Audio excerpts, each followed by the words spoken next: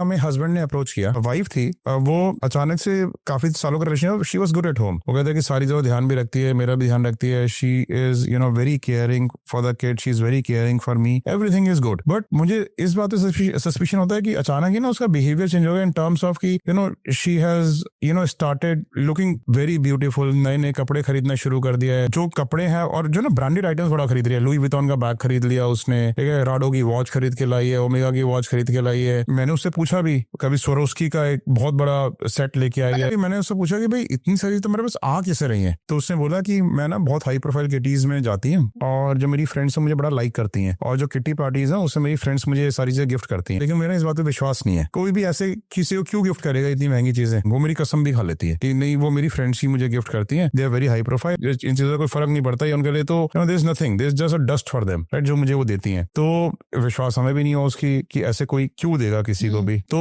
हमने उसकी वाइफ को फॉलो करना शुरू किया। अच्छा, ये ना मीडियोकर फैमिली थी, बहुत ज्यादा मॉडर्न फैमिली नहीं थी, बट क्या घर से बड़े सिंपल प्लेन कपड़े पहन के निकलती थी, बट जाती थी बाहर 5 स्टार होटल में, अपने कपड़े उनकी एकदम मॉडर्न ड्रेसेस पहनना शुरू कर देती, अपनी ज्वेलरी, अपने बैग्स पहनना शुरू कर देती थी। And she used to go at some places, वहां पे किटी पार्टीज चल रही होती थी। तो किटी पार्टीज में आपको पता पब्लिक प्लेसेस पे करती हैं सारी females kitty parties 5 star hotels में, तो आप देख सकते हो दूर बैठ के कि भाई वो क्या क्या वहां पे चल रहा है। तो हमने किटी पार्टीज के कई वीडियोस बनाए, तो कई सारी किटी पार्टीज अटेंड कर दी। उसकी महीने में कम से कम 7 या 8 किटी पार्टीज होती थी, हाउसवाइफ थी, तो हमने सारी किटी पार्टीज अटेंड करी, कई दिनों तक फॉलो करके देखा कि नॉर्मल जैसे सब गेम्स खेल रही, सब गेम्स, सारी हाई प्रोफाइल गर्ल्स थी, लेडीज थी, दैट वी एडमिट, ठीक है। बट देन कोई भी चीज ना इसको कोई भी लेडी को गिफ्ट नहीं कर रही है। जैसे लोग तंबोला खेल रहे हैं तो ये पैसे भी अपने ही दे रही है, कोई फ्रेंड इसको कोई गिफ्ट नहीं दे रही है, कोई एक्स्ट्रा फेवर नहीं दे रही है, अपना कॉन्ट्रीब्यूशन जो उस किटी में देना चाहिए अपना कॉन्ट्रीब्यूशन भी उस किटी में दे रही है और वहां पर बैठी हुई है। तो हमने सारे वीडियोस बना लिए उसके। अब हमें लगा कि यहाँ पर तो कुछ वो इसका वो है नहीं। फिर ऐसी जो है हम इसको एक दिन फॉलो कर रहे थे, तो एक दिन हमने जब फॉलो किया इसको, 5 स्टार होटल में ऐसे ही गई, वहां से ऐसी अपने कपड़े चेंज करके निकली, तो